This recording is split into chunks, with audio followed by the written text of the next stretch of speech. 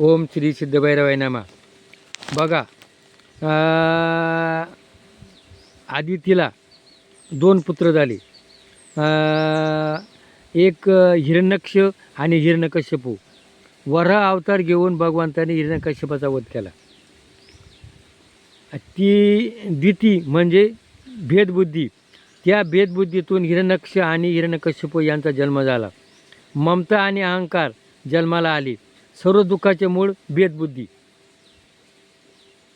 ते त्याचं हे माझं. पांडवांचं काय, ते कौरवाचं काय, दुसरं काय म्हणलं आता, माझे कौरव आणि पंडूचे पांडव. माझं आणि तुझं इकडे काय होती, कलह तयार होतो. आहे सर्व दुःखाचे मूळ अभेदभाव आहे. अभेद माझं आणि तुझं. आपलं जर म्हणलं तर प्रेम तयार होतं, आणि त्याचं म्हणलं का द्वेष तयार होतो.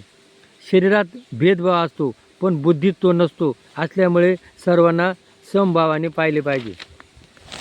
आज काही कुटुंब, आज सारोळला 50 लोक एकत्र आहे. काय एकत्र आहे? त्यांच्यात द्वैत नाही. आणि जिथं द्वैत तयार झालं तिथं कलह होतो, कुटुंब विभागलं जातं. आज नवरा बायकोत भेदभाव आहे, घरात मुलामुलात भेदभाव आहे. म्हणून भेदभाव विसरा, आपलं म्हणा. आपलं म्हणलं का प्रेम तयार होतं. आणि अहंकाराला मारणे कठीण आहे. ममतेचा नाश विवेकाने करता येतो, पण अहंकाराचा नाश होऊ शकत नाही. स्वतःचा मी अर्पण केला तर ईश्वराची कृपा होते. मी ज्या वेळेला पांडवांचा यज्ञ त्या चालू होता आणि तिथं सुखदेव त्या पत्रवळा इच्छित होता. कृष्ण भगवंत आणि धर्म दोघं बोलत होते. आणि सुख काय म्हणला, मी येऊ का? भगवंताने सांगितलं एकटाची. आयला तो म्हण भानगड काय, म्हणजे त्याच्यापाशी काय होता, मी. हा सगळ्या कारणीभूत कोण आहे, मी. मग आपण आणि आपलं जर म्हणलं तर सगळं होते. माझ्यात अभिमान नाही अशी समजूत करून घेणे म्हणजे अभिमान असल्यासारखे आहे. हिरण्यकश्यप हे अहंकाराचे स्वरूप आहे. हे सर्वांना त्रास देई. अहंकाराचा मारणे खूप कठीण आहे. तो रात्री मरत नाही आणि दिवसाही मरत नाही.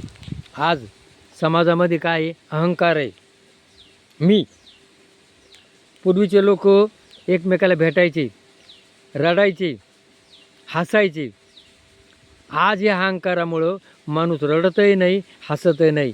त्यामुळं काय, मेंदूचे विकार आणि हृदयाचे विकार सुरू झालेले. आजचा माणूस मोकळेपणानं हसत नाही, मोकळे रडत नाही. ते प्रत्येकापाशी काय, अहंकार. घराच्या बाहेर मरत नाही, घराच्या आतही मरत नाही. म्हणून हिरण्यकश्यपू, त्याला घरातही मरण नव्हतं, घराच्या आतही नव्हतं, कुडत नव्हतं. शास्त्राने किंवा मरत नाही. त्याला मारण्यासाठी एक मधली जागा, मधली वेळ निवडली पाहिजे. त्याला एक विशिष्ट वयात म्हणजे वृत्तीमध्ये असताना मारले पाहिजे. प्रत्येक इंद्रियाचे मिलन ईश्वराबरोबर झाले मग अहंकार मरतो. तोपर्यंत अहंकार मरत नाही. हिरण्यकश्यपू मरत नाही. हिरण्यकश्यप ज्ञानी होता. त्याचे ज्ञान अहंता व ममता यांनी भरलेले होते. हिरण्यकश्यपाच्या वधाच्या वेळी दुसऱ्याला ब्रह्मदेव करत होतं. तो अहंकारी माणूस दुसऱ्याला उपदेश करतो. मी कोणीतरी शहाणा आहे, मी कोणीतरी आहे असं दाखवतो. असो हिरण्यकश्यपू दुसऱ्याला ज्ञान देत होता. माझ्या भावाचा वध करणाऱ्या विष्णूला मला वैर कसे साधता येईल.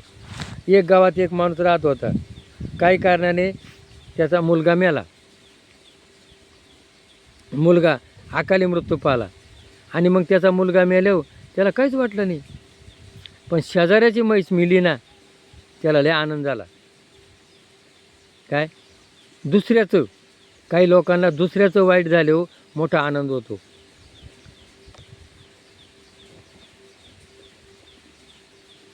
हे माझे आहे, मी ह्या गोष्टीचा मालक आहे, यालाच अहंभाव म्हणतात, याला अहंकारता म्हणतात.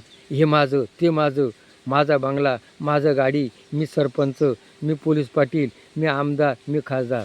म्हणजे भगवंताला काय आवडत नाही, मीपणा. मग काय, मी कोणाचा आहे, देवाचा. मी कोणामुळं, देवामुळं. ज्या वेळेला अहंकार नाहीसा होतो तिथं भगवंत येतो. तुम्हाला जर भगवंत पाहिजे असला, अहंकार विसला, द्वैत विसरा. म्हणून जगा आणि जगू द्या. मी खाईल त्याला देईल.